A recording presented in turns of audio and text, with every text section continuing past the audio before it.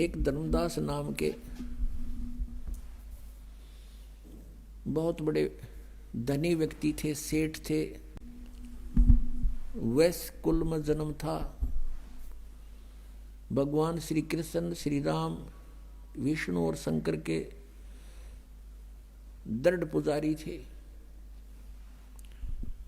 उन्होंने अपने, क्योंकि ये सभी को मालूम है कि गुरु बिन मोक्ष नहीं हो सकता, इसलिए गुरु का बनाना अनिवार्य समझ रखा है।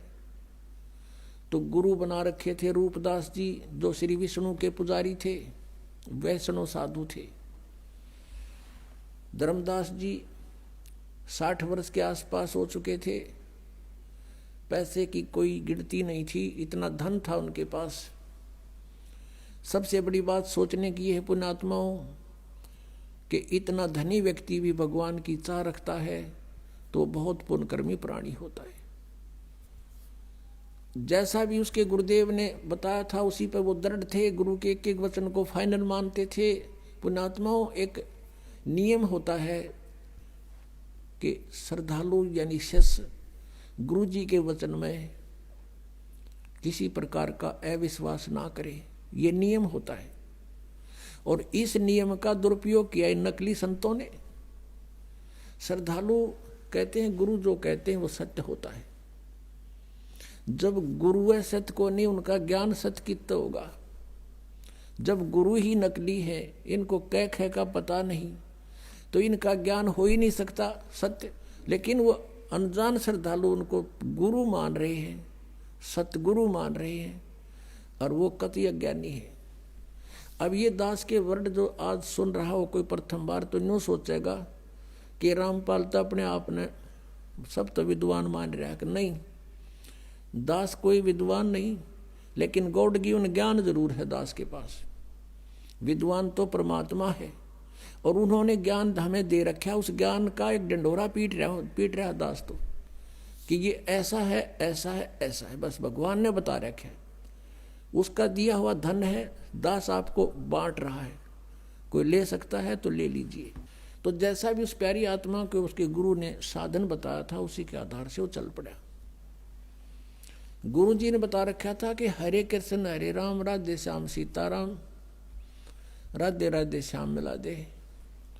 ये गुट्टी प्यारा की थी कि ये मंत्र पार कर देंगे। ओम नमः शिवाय, ओम भगवते वासुदेव नमः, हैं ये पता नहीं 20-25 तो इस तरह के मंत्र दे रखे।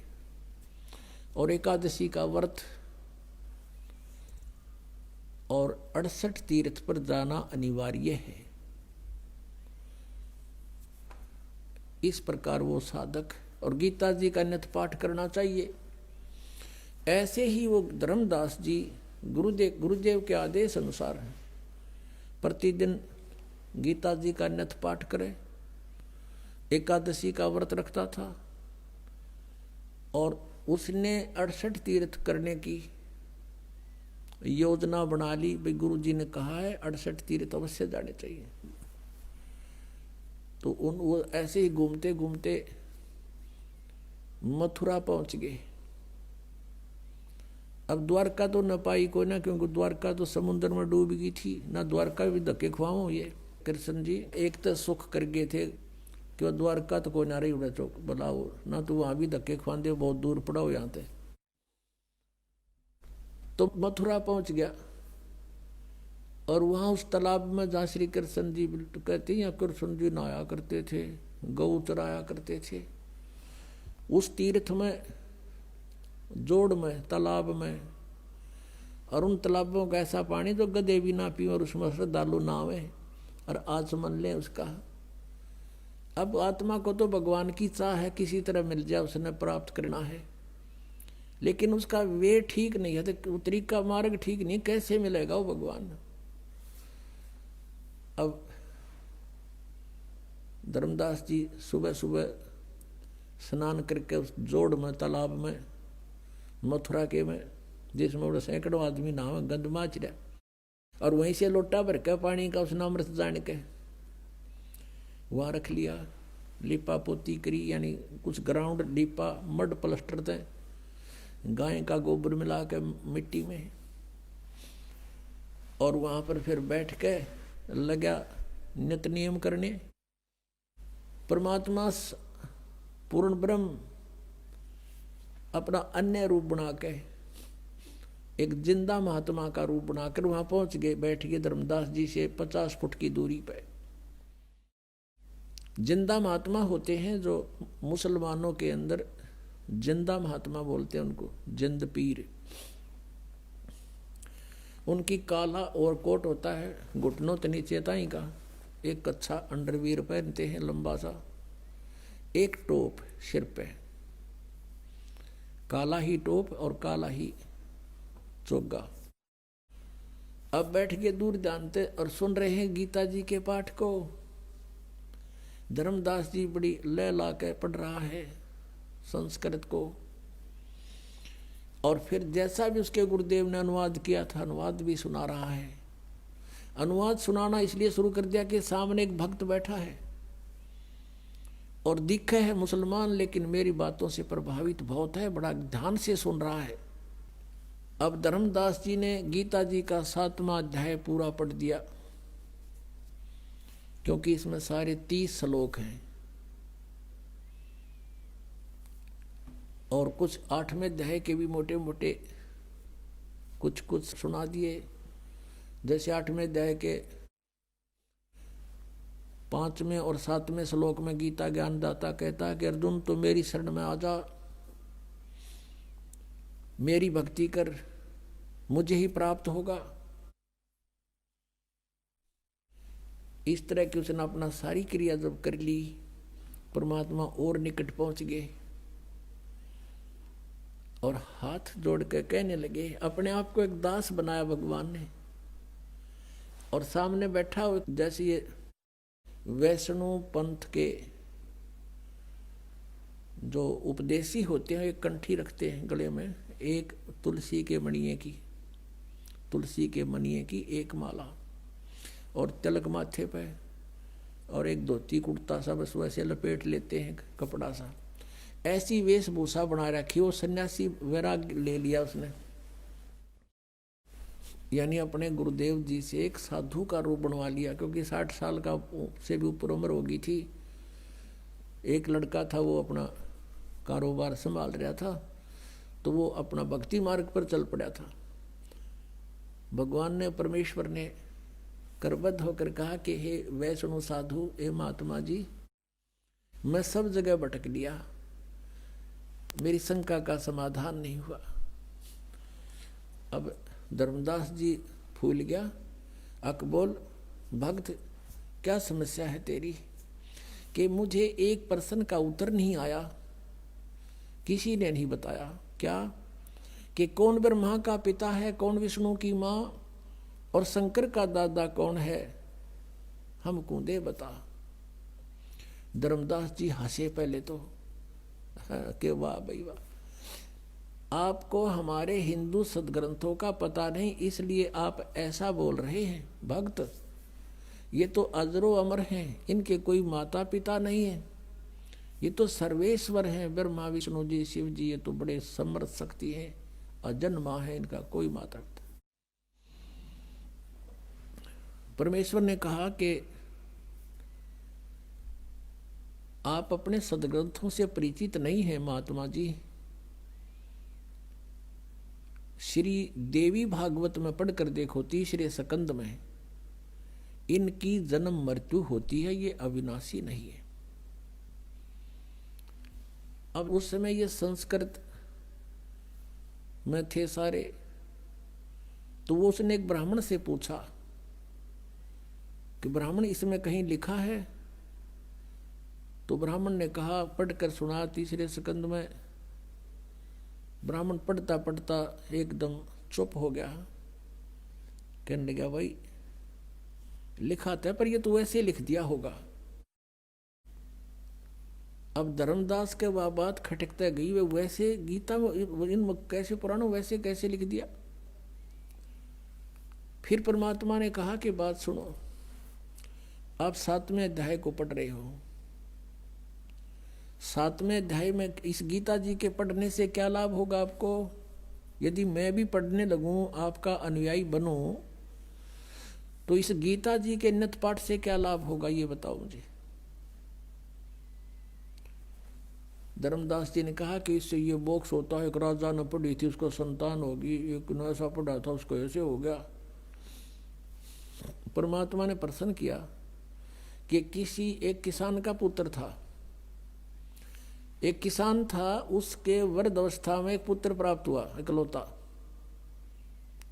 अब किसान ने सोचा कि मेरी मृत्यु के बाद कहीं ये पुत्र मेरे व्यवसाय से अपरिचित ना रह जावे, मैं ये युवा होगा तब तक मेरी मृत्यु हो जाएगी। उसने अपना सारा अनुभव एक बही में लिख दिया पैड पे, और कहा बेटा जब तू सियाना हो जा, बड़ा हो जा, खेती करने लगे, तो मेरे इस लेख को अवश्य पढ़ना। अब वो किसान का पुत्र उसको पढ़ रहा अपने पिता की मृत्यु के उपरांत, उसके द्वारा दिए गए अनुभव के उस लेख को डेली पढ़ता है। तो उसको डेली पढ़ने का क्या उद्देश्य है उसका? परमात्मा कहते हैं उसका उद्देश्य यही होगा ना कि उस जैसे पिताजी ने कहा वैसे बीज बोए, वही कणक बीज है, उसका उसी तरह उसी सीजन में उसकी बिजाई करे और उसी तरह समय समय पर उसमें सिंचाई करे। कहा जी हाँ बिल्कुल ऐसा ही है, और उसका फायदा क्या लिखने का। और वो गेहूं के स्थान पर तो भांग बोए, गेहूं के बीज के स्थान पर भांग बो रहा हो तो कैसा है वो किसान? अगो तो मूर्ख है, मूर्ख है तो वही बोनी तो लिख रखा है, लिखा हुआ उसमें। तो भगत जी जो आपकी गीता जी में लिखा है, आप वही बीज बोगे, वही शास्त्र अनुकूल साधना करोगे, वही नाम जाप करोगे तो लाभ होगा। बीज भक्ति का नाम है, और बाकी जो धार्मिक क्रिया है ये खाद और पानी सिंचाई है। तुमने बीज ही गलत बो रखा है। गीता जी में कहीं पर है हरे राम हरे कृष्ण, कृष्ण कृष्ण हरे हरे, सीताराम राधे श्याम, राधे राधे श्याम मिला दे, ओम नमः शिवाय, ओम भागवते वासुदेव नमः, है तेरी गीता जी में कहीं लिखा? नहीं, फिर तू इन रट्टा लाने लग गया तो उस किसान के मूर्ख पुत्र से कम है। अरे जो गीता में लिखा वैसे ही करोगे तो लाभ होगा। इसमें एकादशी का व्रत लिखा कहीं? छठे अध्याय के 16वें श्लोक में मना किया है कि अर्जुन ये योग यानी साधना भक्ति ना तो अधिक खाने वाले की और ना बिल्कुल ना खाने वाले की कभी सफल नहीं होगी। बिल्कुल ना खाना व्रत रखना एकादशी का, सारा दिन भूखे मरते हो तुम। अब गीता पढ़ता उसने रखी थी, गोट रखी थी धर्मदास जी ने, परमात्मा की एक एक बात छाती में लाग गई थी। अरे तू गीता जी को सिरोधार्य मानता है, भगवान के आदेश विरुद्ध तू साधना कर रहा है। 16वें अध्याय के 23वें श्लोक में लिखा है शास्त्र विधि को त्याग कर जो मनमाना आचरण करते हैं उनकी ना गति होती, ना उनको कोई सिद्धि प्राप्त होती, ना उनको कोई सुख होता, यूजलेस। अब यो मन बड़ा शैतान है, यो जल्दी से हार नहीं मानता। अब सारी समझ रहा है, सुन रहा है और हृदय में जा रही है। अब क्या हुआ? क्योंकि काल को पता लग गया कि तेरा एक आदमी जाओगा, काल फंस गया ही तो इसके, वो अंदर से प्रेरणा कर दी कि तू, उसने मन में आई कि ये मुसलमान है और ये वैसे बकवास कर रहा है। सभी तो राम नाम ऐसा ही जप रहे हैं, सभी तो इन नामों का जाप करें पूरे हिंदू समाज में। तो उसने क्या कहा धर्मदास ने परमात्मा को कि जिंदा तेरी बात मैंने बहुत कड़वी लगे और तू महात्मा है ना, मैं तेरे साथ लड़ पड़ता तो साधु वेश में है। आगे से ऐसी बात मत करना, हमारे भगवानों के हमारे मंत्रों के बारे में फालतू मत बोलना। परमात्मा उसी समय जान गए काल आ गए, इसमें अंतर ध्यान हो गए, भगवान वहां से अदृश्य हो गए। अब सामने आदमी बतलावे, अरे एकदम ओझल हो जाए तो कलजा पाट जा। और कुछ लाला जी था, सामने से भगवान एकदम अदृश्य हो गए। उसी समय उसका तो धक्का सा लगा और उसने सोचा देख सारी सच्ची बात बतावे थे, सब सत्य सत्य बोल रहे थे, मेरे भाग फूट गए। ये तो कोई फरिश्ता था, कोई भगवान का भेजा हुआ दूत था, मैंने बड़ी गलती करी और सब बातें सही कह रहा था। अब परमात्मा ने यहां भी बताया था कि जिस तालाब में तू नहा का आया है, इसमें पता नहीं कितने जीव मार दिए तने। अब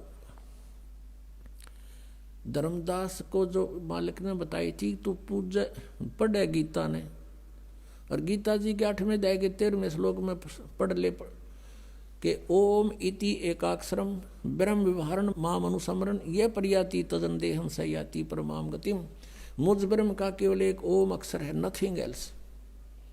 और जो इसका उच्चारण करके सिमरण करता हुआ शरीर छोड़कर जाता है, सयाति परमाम गतिम, वो परम गति को प्राप्त होता जो ओम से मिलने वाली परम गति है। और तुम जपो हरे राम हरे कृष्ण राधे श्याम सीताराम राधे राधे। कोई बात हुई? अब एक किसी ने प्रश्न किया कृष्ण के पुजारी था कि आपका इष्ट देव कौन है? स्वरूप तन्यों का राधे, और फिर ने होगा श्री कृष्ण जी मेरा इष्ट है। अरे राधे होया कृष्ण जी तेरा इष्ट होया? कमाल की बात कर रहे हैं, बिना अकल की बात। अब राधे श्री कृष्ण जी की वो थी प्रेमिका, और कोई मित्र उससे पहले उसकी प्रेमिका का नाम लेता जूत तोड़े न बाजेगा उनका, यारी तोड़े टूट लेगी उनकी। यानी वो कृष्ण जी की पूजा कर राधे श्रद्धा कर रहे। थारा गजब हो, ये थारा सिर पैर है कोई? तो वो भी न्याय कह था, धर्मदास भी जो परमात्मा ने उसको यही सुनाया था, समझाया था, तो उसका सारी बात जचगी के सत्य है।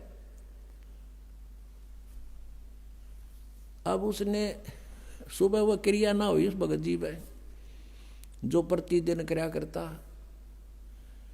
और नो सोचा ही भगवान वो एक बार फिर आवे। अंदर से सारी रात नो तड़पता रहा, एक बार वो भगवान है परमात्मा वो कौन था नो तो मैं नहीं जान सकता, एक बार फिर आ जा। मैं कति कोई विवाद नहीं करूं, विनम्रता से सारी बातें पूछूंगा। ऐसे सारी रात करवट बदल कर काट दी। सुबह कोनी पूजा हुई ना, उस जोड़ में नहाने दिल करा तालाब में मथुराले में। रोटी बनाने लग गया, वक्ते उठ के वक्त से खाना बनाने लग गया, लकड़ बाल के। जैसे जंगल से लकड़ी शाम ने तोड़ के ले आया था, चूल्हा बनाया ईंटों का कच्चा पक्का, उसमें एक मोटी लकड़ी लगा दी, साथ में सहयोगी लकड़ियां लगा के अग्नि जला दी, खाना बनाने लग गया। सब्जी बनाई, रोटी बनाई, और वो लकड़ियां जलती जलती निकट आ गई। मोटी लकड़ी लंबी थी 2-3 फुट की, वो जलती जलती निकट आ गया। एंड उसका सामने आ गया धर्मदास जी को आखिरी सिरा दिखाई देने लग गया उस मोटी लकड़ी का। वो बीच में थोथी थी, ओलो थी उसमें, जैसे लकड़ियों में सुराख सा होता है, और थोड़ी थोड़ी सी गिल्ली थी। अब उधर से सूर्य उदय होने वाला हो गया।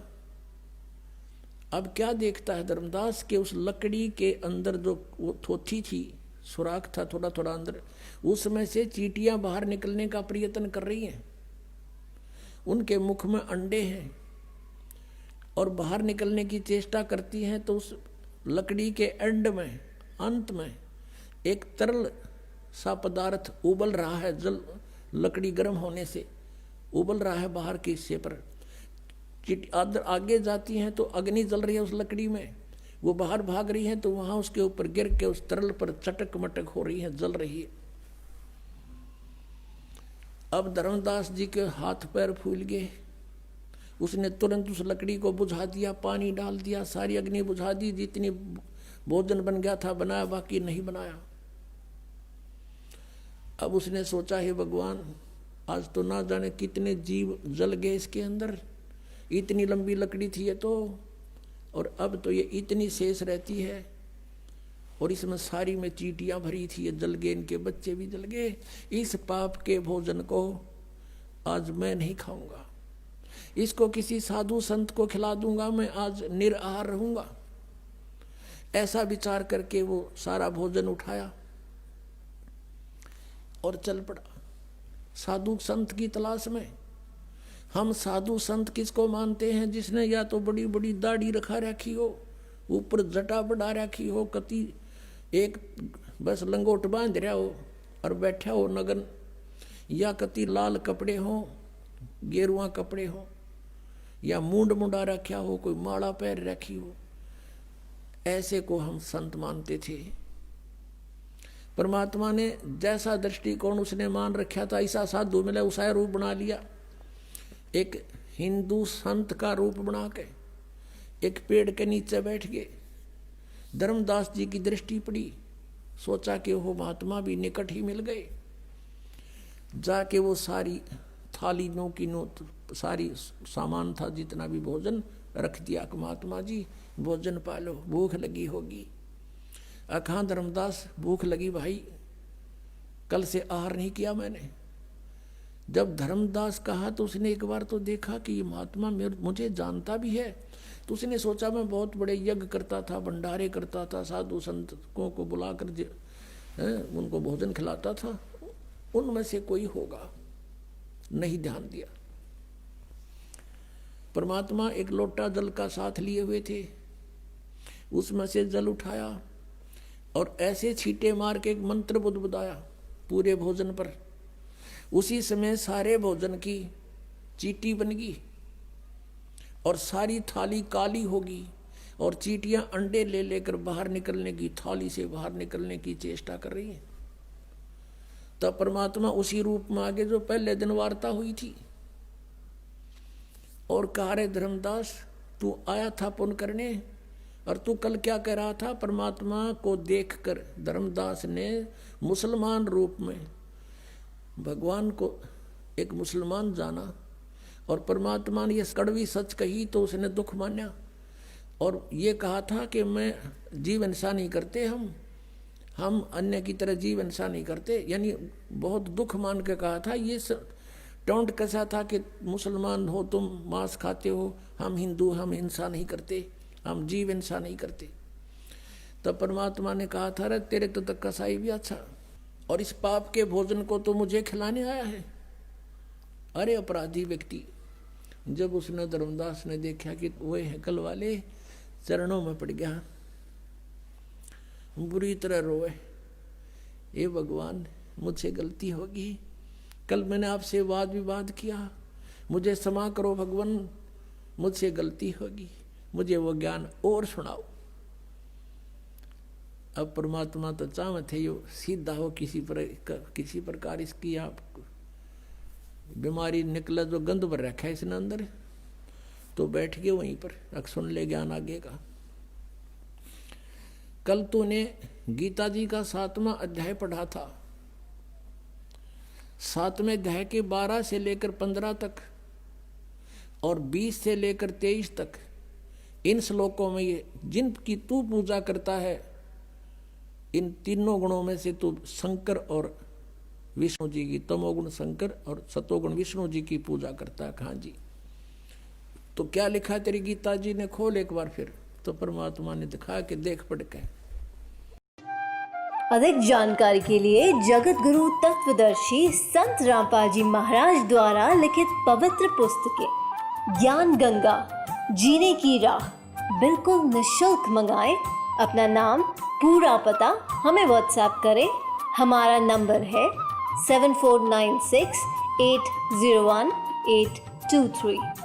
जगत गुरु तत्वदर्शी संत रामपाल जी महाराज के मंगल प्रवचन अब प्रतिदिन सुनिए MH1 श्रद्धा टीवी पर दोपहर 2 से 3 बजे, सारथी टीवी पर शाम 6:30 से 7:30 बजे, साधना टीवी पर शाम 7:30 से 8:30 बजे, ईश्वर टीवी पर रात 8:30 से 9:30 बजे।